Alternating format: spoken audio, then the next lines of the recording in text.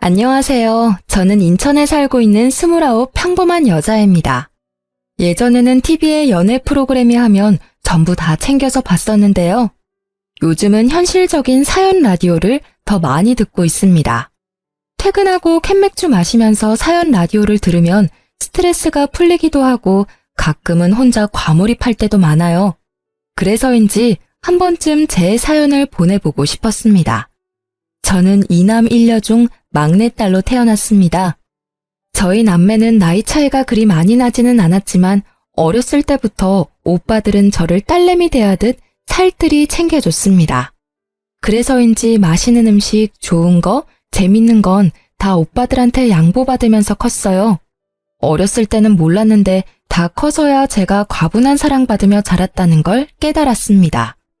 물론 그게 마냥 좋기만 한 건 아니었어요. 조금의 부작용도 있었거든요. 바로 두 오빠의 울타리 안에서 과하게 보호를 받으며 살다 보니 학창시절에는 남자와 말 한마디를 못 섞어봤어요. 그 나이 때에만 할 수 있는 풋풋한 연애는 해보지 못한 게 너무 아쉽더라고요. 대학 가서야 좀 이성들이랑 대화 나누고 만날 기회가 있었는데요. 아무래도 제가 남자 경험이 없었다 보니 친해지기 어렵더라고요. 저는 먼저 제게 다가오는 사람마저 부담스럽다고 끊어내기 일쑤였어요. 그런데 친구가 그런 절 보다 못해 남자를 직접 소개해주겠다고 하더군요. 유나야, 너 대학 들어와서 한 번도 연애 안 했지? 너 지금 그 상태로면 졸업하고도 일한다고 바빠서 연애 안 할 것 같아. 제발 내 부탁인데 졸업 전에 소개팅 한 번만 해라, 응? 아, 사람이 사랑도 하면서 살아야지. 소개팅은 좀 부담스러운데 자연스럽게 만나고 싶어. 자연스러운 만남 추구? 자만추? 야, 너가 지금 찬밥 더운 밥 가릴 때야? 자연스럽게 만나봤자 낯가리고 대화도 제대로 못할 거면서. 가볍게 소개팅을 먼저 시작해보고 경험 쌓아서 남자분을 눈을 키워야지. 친구는 저를 놀리거나 한심하게 생각하는 게 아니라 진심으로 제 청춘이 아깝다며 안타까워했습니다. 그러다 졸업 직전 저는 소개팅을 받기로 결심했습니다. 그때 만난 게 남편이었어요. 그런데 남편은 연애 경험 없는 저마저 혀를 내두르게 만드는 아주 쑥맥인 남자였습니다. 저랑 눈도 제대로 못 마주칠 뿐더러 카페에서 메뉴 하나도 척척 주문을 못 하더라고요. 그럼에도 제가 마음에는 들었는지 소개팅 후 애프터를 신청하더군요. 저는 당연히 거절했어요. 그런데 운명의 장난일까요? 제가 대학 졸업 후에 곧바로 취업을 못했었거든요. 취업하기 전까지 용돈이라도 벌려고 아르바이트 면접을 봤는데 그곳에 소개팅을 했던 그 남자, 지금의 제 남편이 일하고 있었어요. 분명 그때 전혀 이성적인 호감이 안 느껴졌던 사람인데 같이 아르바이트 하면서 힘든 일을 겪다 보니 어느새 정이 들어버리더군요. 남편은 연애는 쑥맥이었어도 사회 경험은 저보다 훨씬 많은 사람이었으니까요. 태어난 난생 처음 알바를 하는 저와 달리 그는 여러 아르바이트를 해왔어서 그런지 제가 헤맬 때마다 능숙하게 많이 도와줬습니다. 자연스럽게 의지를 많이 하게 됐고 저는 그렇게 첫 연애를 시작했습니다. 그렇게 연애 시절을 보내고 그와 결혼을 결심했을 때 저희 오빠들은 부모님보다 더 결혼을 강력하게 반대했습니다. 남친 집 형편이 조금 안 좋았거든요. 연애는 몰라도 결혼은 비슷한 수준의 집이랑 해야 한다고 오빠들은 저를 다그쳤습니다. 저희 오빠들은 둘 다 공무원이어서 더 좋은 짝 주변에서 찾아주겠다며 어떻게든 제 마음을 돌리려 하더군요. 막내야, 너 진짜 남자분 눈이 왜 그렇게 형편없는 거니? 네 남자친구가 고객센터에서 일하는 건 우리 집이랑 아무 상관없어. 하지만 내 매제될 사람이 고객센터에서 일하는 건 많이 다르지. 형이랑 내 주변에 다 공무원이야. 그래서 우리는 당연히 적어도 넌 공무원 남편 만날 줄 알았어. 우리가 네 짝으로 봐준 사람들이 있으니까 제발 이 결혼 다시 생각해봐. 공무원만 직업이야, 오빠? 왜 직업만 보고 그렇게 사람을 판단해? 그 사람 고객센터에서 나름 우수사원이야. 성실하고 일하고 있는데 직업 비하는 하지 말아줄래? 너 위해서 하는 소리야. 그 사람을 비하하고 싶은 마음 하나도 없다. 사람은 저마다 수준에 맞는 사람을 만나야 한다는 소리야. 그래야 결혼 생활도 평탄할 거란 말이야. 너 그 집안 감당할 수 있겠어? 그땐 오빠들의 말은 귀에도 안 들어왔고 제 눈엔 남자친구만 보였습니다. 남친은 본인 나름대로 열심히 사는 사람이었거든요. 넉넉한 집안도 아니었고 좋은 회사를 다니는 건 더더욱 아니었지만 그때의 남편은 불금에도 놀지 않고 대리운전을 해서 투잡을 뛰는 성실한 사람이었습니다. 저는 그런 남편을 보고 앞으로 무슨 일이 생기더라도 가족들은 먹여 살릴 사람이라 생각했어요. 게다가 저 역시 결혼해서도 일을 쉴 생각이 없었기에 둘이 배고를 일도 없겠다 안심했습니다. 오빠들은 끝까지 반대하다가 남편을 한번 제대로 만나보고는 사람은 좋더라면서 제게 사과했습니다. 부모님께서도 끝내 막내딸이 좋아하는 남자면 인성만 좋으면 됐다 하셨고요. 그렇게 저는 친정가족이 반대했던 결혼을 해냈습니다. 그래서인지 더더욱 잘 살고 싶었어요. 남편은 어렸을 때 시부모님께서 이혼하셔서 시모랑 시누이랑 살았어요. 사람은 착한데 여동생 있는 것 치고 센스가 너무 부족했던 남편은 제가 연애하면서 많이 고쳐놔서 사람으로 만들었어요. 연애 초반에는 뭐 맛있는 거라도 먹으러 가면 저보고 먹어보라는 소리도 없이 허겁지겁 남편이 혼자 다 먹어버려서 벙찐 적도 있었습니다. 그때 화를 안 내고 저는 아무도 안 뺏어 먹는다고 어린아이한테 알려주듯 남편에게 말했어요. 몇 번 그러더니 나중에는 반성하고 식탐 부리는 걸 고치더라고요. 그리고 제 선물을 받기만 하고 한 번도 따로 선물을 안 챙기길래 가끔은 선물 받고 싶다고 솔직하게 말했습니다. 그랬더니 화들짝 놀라더라고요. 자기가 받고만 있는지 정말 인지를 못하고 있었대요.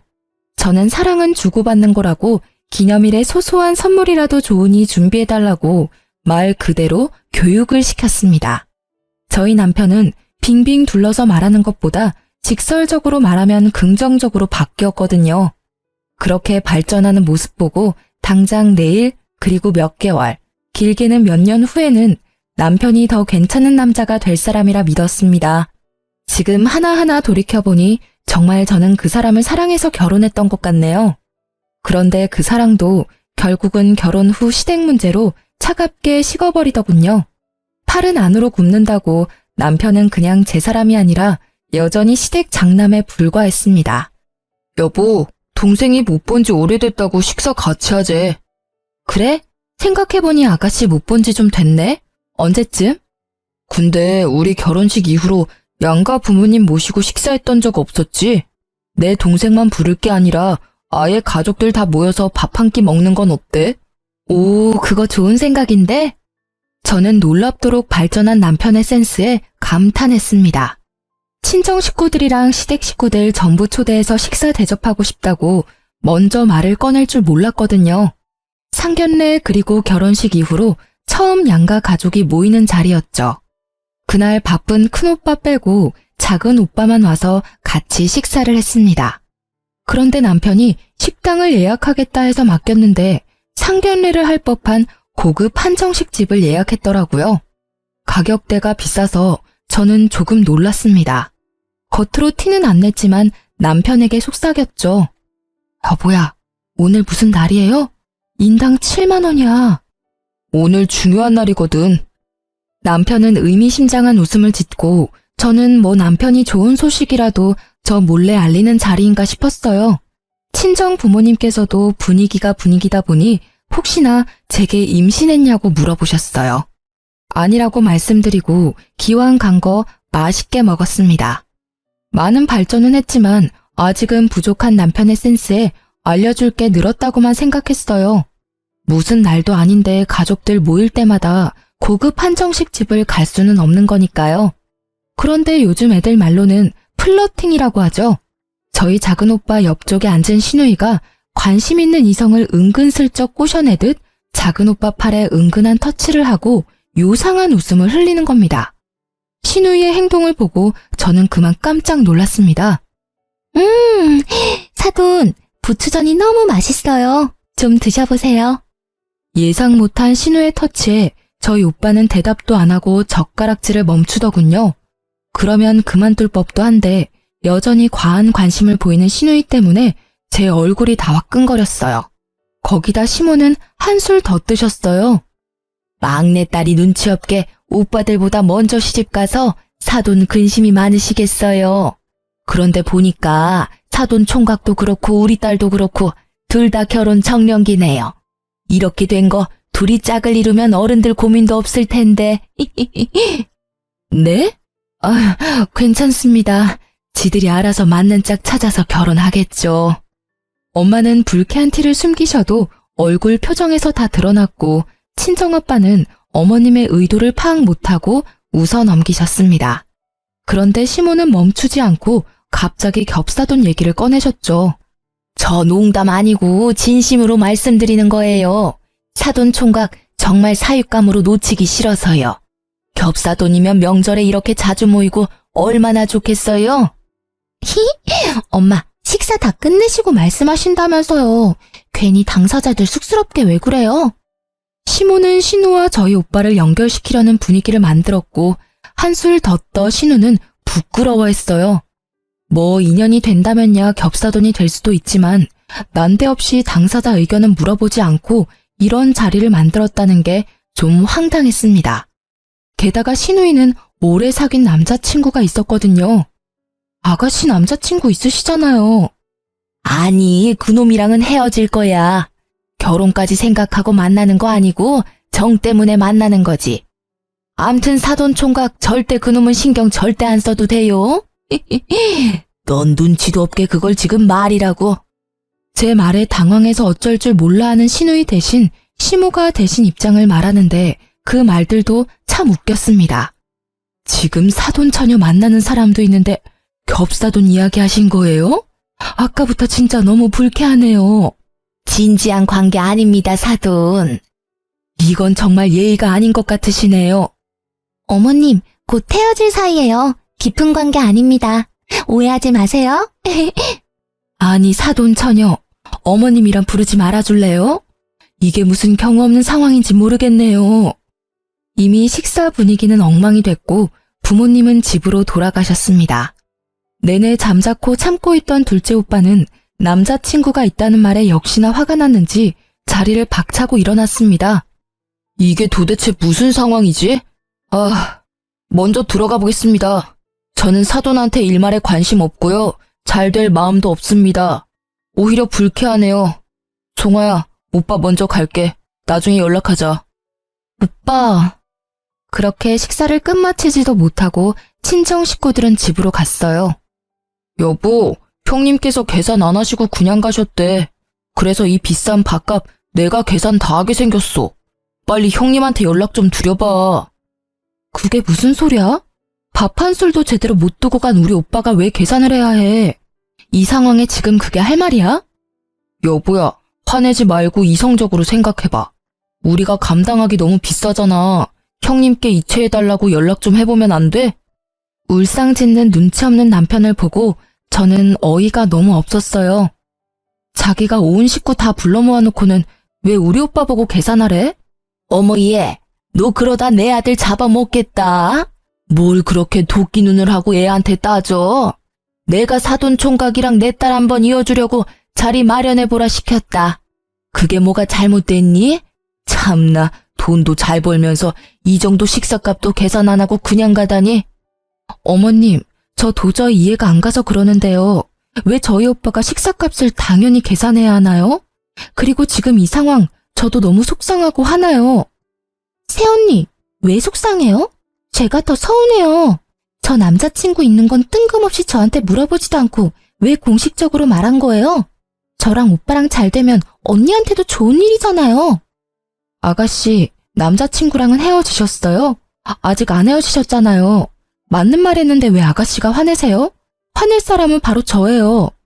가벼운 말싸움 후 그만하자며 시모와 시누이도 결국 자리를 뜨더군요. 다음에 얘기하자고 얼버무리면서요. 그 와중에 남편은 제 기분을 살피지도 않고 아직도 뭐가 잘못됐는지 모르는지 철없이 용돈 다 썼다며 계산서를 제게 내밀더라고요. 그날 50만 원 넘는 돈 썼는데 아무도 제대로 된 식사를 못했어요. 저는 집에 돌아와서야 남편에게 제대로 따졌습니다. 당신 처음부터 그런 불순한 의도로 우리 식구들 부른 거였어? 그것도 난 기분 더러운데 우리 오빠가 계산 안 했다고 투덜거리는 모습도 최악이더라. 누가 당신 보고 비싼 한정식 예약하랬어? 누가 우리 오빠한테 아가씨 소개시켜 달랬냐고. 지금 이게 도대체 무슨 상황인데? 불순한 의도라니. 기분이 더럽다니. 말 좀 가려서 해라. 그리고 소리 지르지 말고 이야기해. 차분히 얘기하란 말이야. 아니, 다 큰 남녀 소개시켜주는 자리를 꼭 세세하게 말하고 진행시켜야 해? 어색한 분위기 말고 자연스럽게 분위기 형성한 거잖아. 우리 엄마께서 얼마나 무안하셨겠어? 당신 그렇게 안 봤는데 너무 매정한 것 같아. 충분히 좋게 위트 있게 넘길 수도 있는 상황이었어. 게다가 오빠로서 지금 내 동생 남친은 비전이 없어. 결혼시키기 싫다고. 이렇게 가까이에 좋은 신랑감 있는데 내가 망설일 이유가 있겠어? 동생 위해서 용기 한번 내본 거라고. 근데 당신 때문에 다 망쳤어. 너나 소리 지르지 마. 이 상황에 무슨 교양을 따지니? 너 지금 네가 뭘 잘못한 건지 모르지? 나 당신 부인이야. 간단히 상의라도 했어야지. 그럼 당신이 내 동생이랑 형님 연결시켜 줬을 거야? 아니? 그럼 내가 당신 죽어라 말리기라도 해서 애초에 이런 상황 안 만들었겠지. 오래된 남친 있는 아가씨랑 솔로인 우리 오빠를 왜 엮어? 당신도 아가씨도 참 구제불능이다. 어떻게 그런 발상을 해? 됐고, 2번 다시는 이런 상황 만들지 마. 알겠니? 그리고 오늘 계산한 밥값 다음 달부터 당신 용돈에서 절반은 뺄 테니까 그렇게 하라. 뭐? 그런 게 어딨어. 반반 부담할까 했는데 그냥 네가 다 낼래? 남편은 끝까지 삐죽거리며 제 속을 긁더라고요. 근데 말야, 당신 나한테는 심하게 해도 우리 엄마랑 내 동생한테는 당신 너무 심했어. 따로 사과할 거지? 사과는 내가 받아야 할 입장이거든? 그때 저는 처음으로 남편에 대한 콩깍지가 다 벗겨졌어요. 결혼 전 오빠가 그토록 제 결혼을 말렸던 장면들이 마치 파노라마처럼 제 머릿속을 스쳐 지나갔죠. 저는 반성 태도를 보이지 않는 적반하장인 남편과 각방을 쓰면서 투명인간 취급했어요. 남편은 며칠 지나자 결국 싹싹 빌더라고요. 잠시 정신이 어떻게 됐다나 뭐라나 제가 사과를 안 받아주자 남편은 그날 계산했던 밥값을 시누이랑 반반 부담해서 제게 입금했더라고요. 그래서 마지못해 사과를 받아줬습니다. 이미 그 한 번의 일로 남편에게 정이 떨어질 대로 떨어졌지만요. 그렇게 저는 정 떨어진 채로 결혼 생활을 겨우 이어나갔습니다. 머릿속으로는 이혼 생각도 좀 했던 것 같습니다. 게다가 그 사건 이후로 남편의 행동과 말투가 묘하게 결혼 전이랑 아주 딴판으로 변하더군요. 그러다 결국 지금까지 남편이 제 앞에서 보여줬던 좋은 모습들은 전부 일시적인 변화에 불과했다는 걸 깨달았어요. 시댁 식구들이 본격적으로 제 남편을 쥐고 흔들었거든요. 남편은 꼭 시모와 시누이의 말에 움직이는 꼭두각시 인형 같았어요. 아직 결혼 안 한 분들이 제 사연을 우연히 듣는다면 제발 결혼할 사람 그 한 명만 보지 마시고 그의 배경도 잘 보고 결혼 상대로 아닌 사람은 초반에 잘 걸렀으면 좋겠습니다. 저는 어리석게도 사서 고생을 했지만요. 얼마 안 가 시누이는 자신의 오래된 남자친구와 초스피드로 결혼식을 올렸습니다. 저도 속에 앙금은 남아있었지만 그때만큼은 잘된 일이라 진심으로 축복해줬습니다. 하지만 나중에 집에 날아온 우편물을 보고 그 진심도 싹 사라지더군요.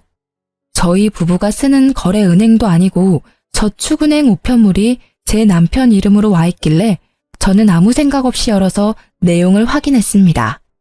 남편은 저 몰래 신용대출을 3천만 원이나 받았더라고요. 혹시 남편이 나 몰래 무슨 사고라도 친 걸까 싶어 너무 놀라 손이 바들바들 떨리더라고요. 여보, 이거 뭐야?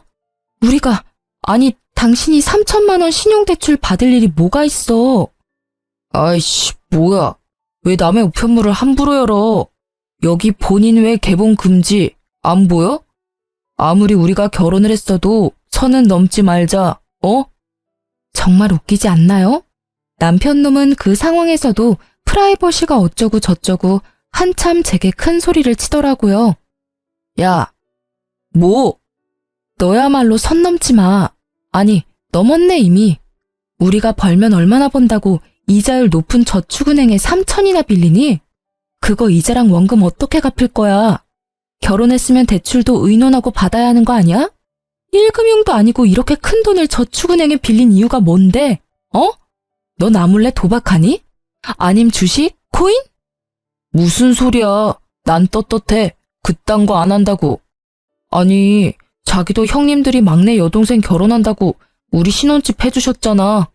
형님들은 당신한테 집 해주셨는데 나도 오빠니까 내 하나뿐인 동생 결혼한다는데 뭐라도 해줘야지. 혼수하라고 3천만 원 그대로 다 줬어. 뭐? 그걸 지금 말이라고 하는 거야? 우리 오빠들은 본인들이 번 돈을 차곡차곡 모아서 나 축하해준 거잖아. 이게 그거랑 같아? 너도 네가 모은 돈으로 축하해주던가. 네 수중에 있는 돈 쓰면 내가 말도 안 해.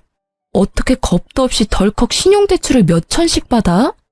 게다가 넌 가정도 있는 사람이잖아. 내 의견은 하나도 안 묻고 상의 없이 신용대출 받는 게 정상이야? 당신 마인드 진짜 무섭다. 그게 이자가 얼만데? 너는 뭐 맨날 나보고 상의하래. 이런 것쯤은 나 혼자 결정해도 되잖아.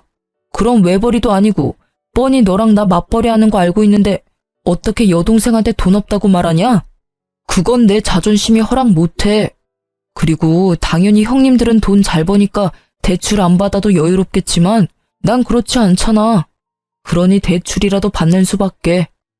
그러니까 수준에 맞게 축하를 해줘야지. 답답하다. 전혀 말이 안 통해. 어쩌겠어. 이미 지나간 일이니까 그만 화내. 천천히 갚아나가면 되잖아. 그래서 말인데 생활비 각출하는 거 1년만 좀 봐줘. 뭐? 빚 갚는 게 남일이야? 뭐가 그렇게 여유롭고 덤덤하고 뻔뻔해? 우리 결혼했어. 저지르기 전에 상의했어야지. 1년? 어림도 없어. 네가 저지른 일 너 혼자 알아서 감당해. 경제관념까지 박살난 남편의 행동을 보니 저는 당장 이혼하고 이 상황을 벗어나고 싶다는 생각이 강하게 들었어요. 이대로 있다가는 저마저 빚더미에 앉을 것 같은 예감이 들었거든요. 거기에 시누이와 시모의 막 나가는 행동은 제 이혼을 더 앞당기게 해줬습니다. 남편과 냉전은 계속됐고 저는 개인적으로 이혼 전문 변호사를 알아보고 있던 중이었어요. 자고 있는데 새벽에 갑자기 시누이가 신혼집에 쳐들어와서는 저를 몰아붙이더군요. 언니 때문이라고요. 이게 다 새언니 때문이야. 아가씨 왜 이러세요? 지금 시간이 새벽 2시 반이에요. 신우는 난데없이 나타나서 바닥에 널브러져서 울기만 하며 하염없이 제 탓을 하더라고요. 다짜고짜 전부 제 탓이라는데 한편으로는 왜 그러는지 궁금하면서도 너무 어처구니가 없었어요. 그리고 시누이가 연락을 한 건지 시모도 곧 신혼집에 행차했습니다. 시모가 오니 신우는 어쩐지 더 기세가 등등해져서 울음소리는 더 커지고 저를 살짝 밀치기까지 하더군요. 그런 와중에도 남편 놈은 저를 지켜주지도 않고 잠자코 그 상황을 지켜보고만 있었습니다. 어차피 이제 이혼할 놈이지만 진짜 너무 괘씸하더라고요. 내가 언니 때문에 그날 상진 오빠 놓치고 결국 그 모질이랑 결혼했다가 이 꼴 났잖아요. 그 모질이 놈 바람났어. 내 결혼 어떡할 거야. 신우가 언급한 상진 오빠는 저희 둘째 오빠 이름이에요. 그러니까 신우 말을 정리해보면 저희 오빠랑 결혼했으면 자기는 남친이랑 결혼했을 일은 전혀 없었다고요. 그러니까 신우의 남편이 핀 바람이 갑자기 다 제 탓이 된 거예요. 우는 신우 입에서 제 오빠 이름이 나오자 저는 그동안 참았던 게 한 번에 폭발했습니다. 꼭지가 돈다는 표현이 엄청 이해가 됐어요. 가만히는 친정오빠를 자꾸 본인이랑 엮는 신우이를 더 이상 보고만 있을 수 없었죠. 아가씨, 제발 가만히 있는 저랑 우리 오빠 좀 내버려 두세요. 왜 자꾸 아가씨랑 저희 오빠를 엮어요? 왜 아가씨 남편이 바람핀 게 제 탓이죠? 이럴 시간에 정신과에 좀 가보세요. 내가 상진 오빠 사랑하는데 언니가 회방 놓았잖아요. 그러니까 새언니 탓이죠. 엄마 들었어? 나보고 병원이나 가래. 진짜 웃겨. 도대체 시댁을 뭘로 보는 건지. 너 지금 어디 시엠이 보는 앞에서 소리를 지르니? 내 딸 정신병자 취급하지 마라. 겹사돈 진즉했으면 이렇게 불화도 안 생겼을 거다. 니 탓 맞지 뭐. 어머님, 꼭 딸내미 손잡고 병원 좀 가보세요. 저 진짜 기가 막혀서 더 말하기도 싫으니까 제 집에서 당장 나가주세요. 제발요. 너 진짜 내가 엄마랑 내 동생한테 함부로 하지 말랬지? 진짜 시댁이 우습냐? 남편이 우스워? 그래, 우스워. 그만 우스운 꼴 보이고 네 엄마랑 네 여동생 데리고 내 집에서 나가. 뭐? 내 집? 여기가 왜 네 집이야? 우리 집이지? 예, 이렇게 된 게 다 네 탓인데 사돈 총각이랑 재혼을 시키던지 네가 해결책을 내놔야 나가지. 시모는 정말 눈 하나 깜빡이지 않고 재혼을 언급했어요. 저는 재혼이란 말에 이성의 끈이 딱 끊어지더군요. 그놈 바람핀 걸 왜 나한테 책임을 묻냐니까요? 애먼 우리 오빠를 뭐가 어째요? 재혼? 다신 우리 오빠 입에 올리지 마세요. 우리 집이 만만해요. 제가 만만해요. 야, 넌 뭘 보고만 있어. 내가 분명히 다 데리고 나가라 했지. 제가 이성을 잃고 남편 놈 멱살 잡고 뒤흔드니 평온해 보였던 시모는 그제야 눈이 뒤집혀서 제 뺨을 내리치려 손을 들더군요. 남편 놈은 그나마 자기 마누라 뺨 맞는 건 또 싫은지 지가 대신 뺨을 맞았어요. 넌 그걸 또 속도 없이 왜 막아? 괜찮냐? 안 되겠다. 어머님은 어머님 자식만 귀하죠? 저는 일부러 남편의 뺨을 갈겼습니다. 시모는 자기 아들이 싸대기 맞았다며 개거품 물고 쓰러지려 하더군요. 제 손맛을 본 남편은 멍하니 정신 못 차리고 서 있고 시누이는 옆에서 씩씩거리더군요. 언니, 지금 우리 오빠 뺨 때렸어요? 왜? 너도 맞아야 정신 차릴래? 너도 한 대 맞기 전에 까불지 마. 너 정말 막 나가기로 한 거냐? 어디 내 앞에서? 저 이 사람이랑 이혼할 거예요. 눈에 뵈는 거 없으니까 얼른 나가세요, 당장. 당신 진짜 왜 이래? 잊었어? 여기 우리 오빠가 내 명의로 해준 집이야. 여보세요? 경찰이죠? 출동 좀 바로 해주실 수 있나요? 집주인이 나가라는데 계속 안 나가는 인간들이 있어서요. 저는 망설임 없이 경찰에 신고했습니다. 아니면 상식이 안 통하는 이 사람들과 날이 밝도록 싸울 것 같았거든요. 5분 만에 출동한 경찰들이 가족이라도 명의가 제 집이라 나가라면 나가는 게 맞다고 설명하자 시모와 신우는 온몸으로 발악했습니다. 남편에게도 꼴 보기 싫으니 같이 나가라고 했어요. 남편은 저를 아련하게 쳐다보더니 제발 좀 그만하라고 창피하니까 집에 가자며 시모와 신우이에게 소리치더군요. 그만하라는 말을 진작 좀 해주지. 너무 원망스러웠어요. 진작에 중간에서 본인이 중재했다면 얼마나 좋았을까요? 저는 친정오빠들이 해준 집이 오로지 제 명의라 정말이지 다행이라 생각했습니다. 쉽게 이혼해주지 않는다면 이혼 소송하기에도 충분했죠. 저는 그대로 울다가 지쳐 잠들었는데 일어나 보니 친정오빠의 연락이 가득 와 있었습니다. 오빠? 전화를 왜 이렇게 많이 했어?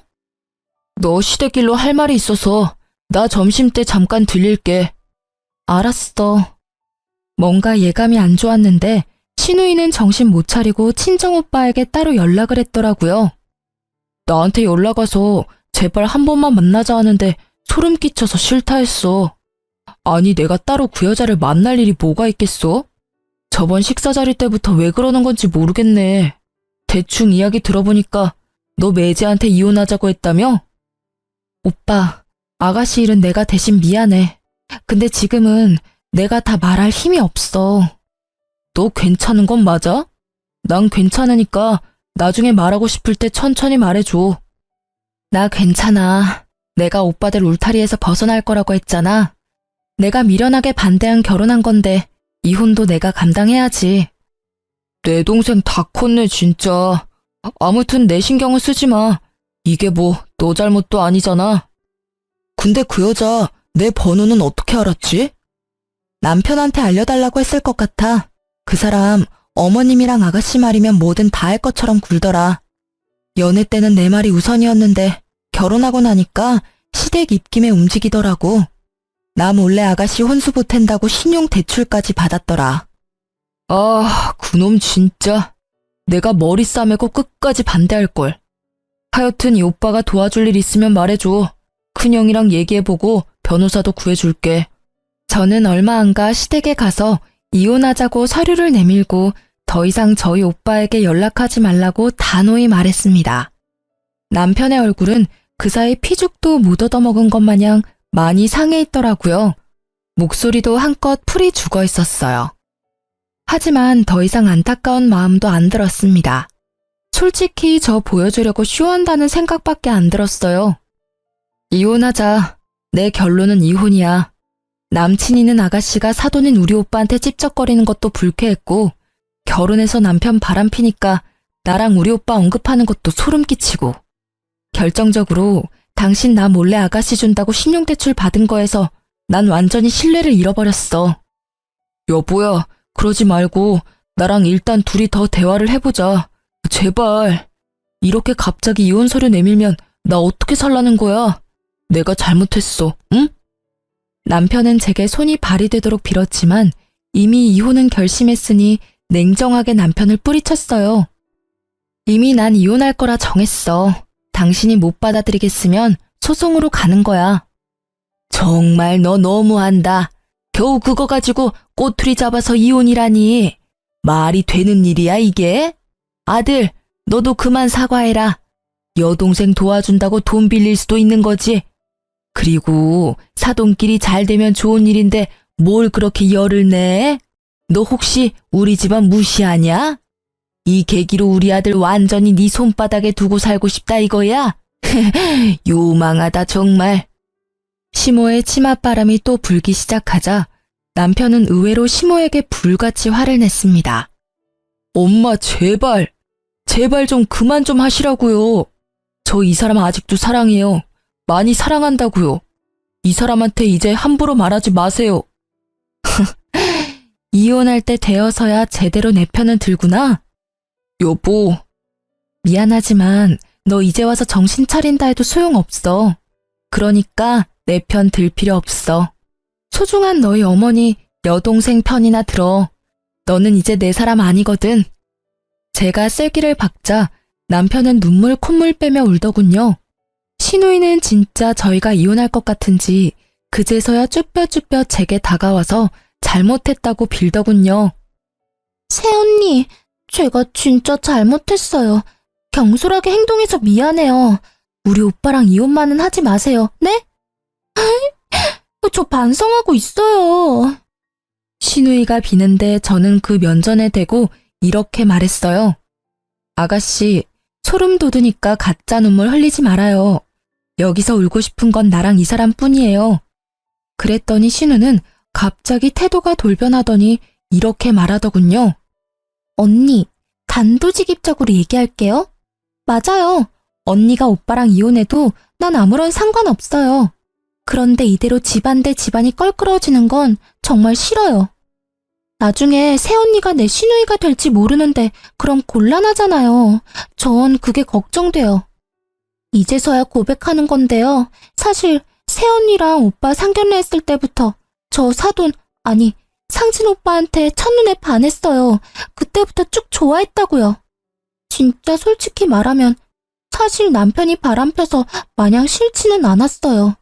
그렇게 지금이라도 이혼해서 다시 상진 오빠랑 잘해볼 수 있으니까요. 너도 제발 그만해라. 따지고 보면 너 때문에 나 이혼당하게 생겼는데 그런 말이 나와? 오빠는 빠져있어. 이건 여자들끼리 대화니까. 근데 이게?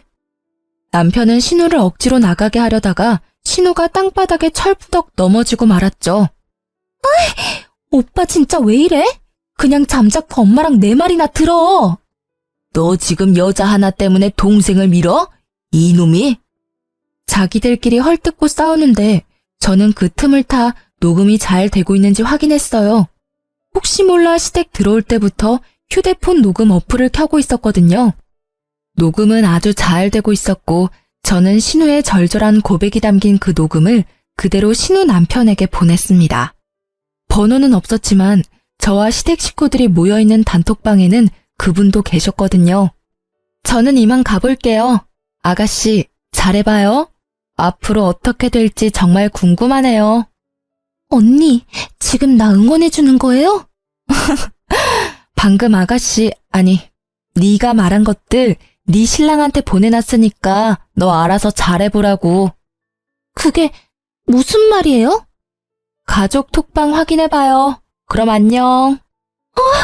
이게 뭐야? 미쳤어? 나 돌았지? 이걸 보내면 어쩌자는 거야? 빨리 지우라고! 녹음을 재생한 신우이는 자기 음성을 확인하고는 깜짝 놀라 제게 달려들더군요. 시모 역시 발악했어요. 저는 서둘러 그 집을 나왔습니다. 사실 둘이서 저를 쫓아오려고 했는데 남편이 온몸으로 그 둘을 막았어요. 여보, 내가 막고 있을게. 빨리 가. 어서 가라고. 아주 그렇게 혼자 꼴값을 떨더군요. 그렇게 저는 오빠가 소개해준 변호사를 통해서 이혼 소송을 진행했습니다. 그 중간에 전시모는 자기 아들 마음을 못 잡는다고 제발 한 번만 시댁에 와서 얼굴 좀 비춰달라고 빌더라고요. 얘야, 마음 상했다면 정말 미안하다. 우리가 배운 게 없고 가진 게 없다 보니 너무 너에게 바라기만 한 것 같아. 이제 다시는 너네 관계에 안 끼어들 테니 내 아들만이라도 한 번만 봐주면 안 되겠니? 용서는 못해도 잠깐 와서 얼굴이라도 좀 비춰줘. 저렇게 아무것도 안 하고 페인처럼 지내는데 내 마음이 썩어 문드러져.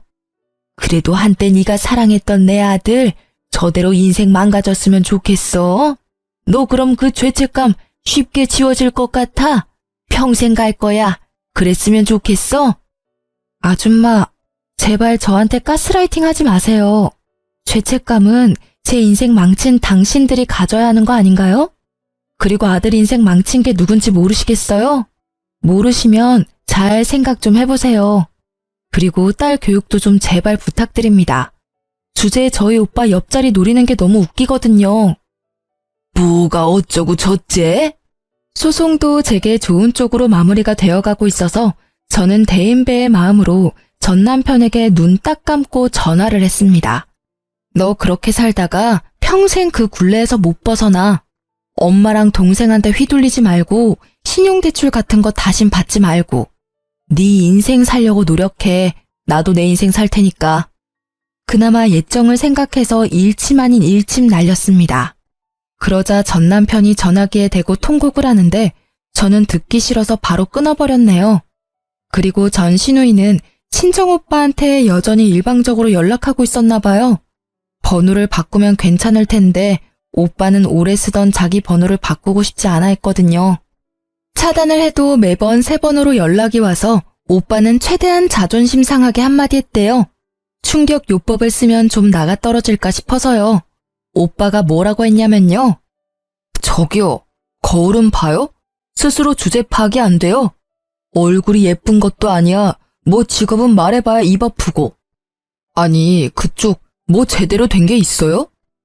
애초에 사회에서 만났으면 말도 안 섞었을 거예요.